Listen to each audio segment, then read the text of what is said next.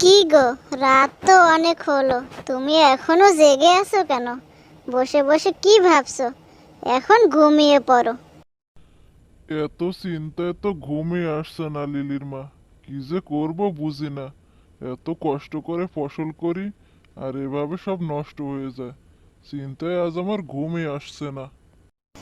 এত চিন্তা করো না, আল্লাহ যা করবেন আমাদের ভালোর জন্যই করবেন। এখন অনেক রাত হয়েছে, তুমি এখন ঘুমিয়ে পড়ো, সকালে আবার তোমাকে উঠতে হবে।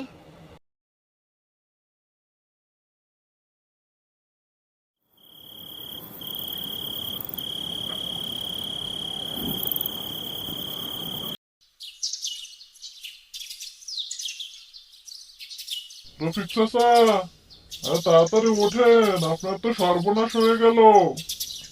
আরে মদন, তুই এত সকালবেলা? কি হয়েছে, এভাবে চিল্লাছিস কেন? ওহো, রফিক চাচা, শুধু মদন নয়, ওরফে ব্লুটুথ বয়।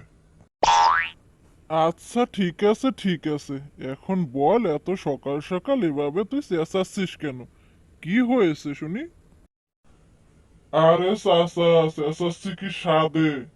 আমি এইমাত্র দেখে আসলাম, তোমার ক্ষেত কে যেন একেবারে পুড়িয়ে দিয়েছে।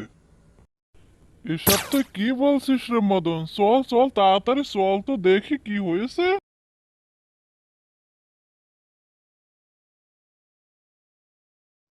আহা হা হা রে, আমার কপাল পুড়ে গেল রে, আমার কপাল পুড়ে গেল। আমার এমন সর্বনাশ কে করলো গো আল্লাহ, কে করলো? আমার কপাল পুড়ে গেল আল্লাহ। কাঁদবেন না চাচা, কাঁদবেন না, আপনি আপনার নিজেকে শক্ত করেন, মজবুত করেন। আপনার এমন সর্বনাশ যে করেছে, আমরা সবাই মিলে তাকে খুঁজে বের করে এমন শাস্তি দেব, আপনি শুধু দেখবেন। কাঁদবেন না চাচা।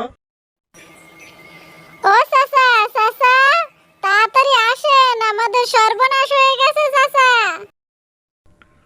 আরে রাজু, তুমি এখানে? এত সকাল সকাল কি হয়েছে? এভাবে চেঁচাচ্ছ কেন বাবা? কি হয়েছে বলো? চাচা, কে জানো আমাদের ক্ষেতে আগুন লাগিয়ে সব ফসল পুড়ে দিয়েছে। তাড়াতাড়ি চলুন, বাবা খুব কান্না করছে, তাই আপনাকে ডাকতে আসছি চাচা। চলুন। রফিক ভাই, এ কি হয়ে গেছে? এত বড় সর্বনাশ কে করলো? আহারে, ক্ষেতটার কি অবস্থা করেছে! কাঁদবেন না ভাই, কাঁদবেন না, মনকে শান্ত করেন, নিজেকে শক্ত করেন ভাই। যে এত বড় সর্বনাশ করেছে, আমরা তাকে খুঁজে বের করব। কাঁদবেন না ভাই। আকাশ ভাই, আমার কপালটা পুড়ে গেছে। আকাশ ভাই, আমার সব ফসল পুড়ে ছাই হয়ে গেছে। কে করলো এই কাজ? যে করুক না কেন, তাকে আমরা খুঁজে বের করবই। আপনি কোনো চিন্তা করবেন না রফিক ভাই। এমন শাস্তি দেব বেটাকে, মানুষের ফসল জ্বালানোর মজাটা বুঝিয়ে দিব। আজই চলুন দরবার বসাবো আমরা সব।